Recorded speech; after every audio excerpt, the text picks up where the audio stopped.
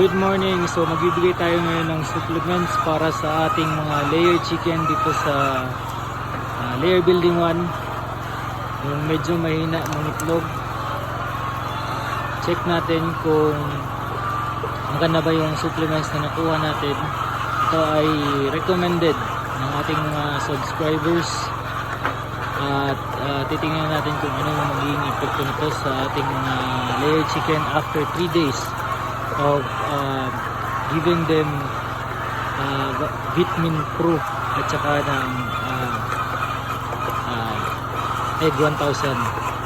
So yung full video nito guys ay mapapanood nyo mamaya sa aking YouTube channel.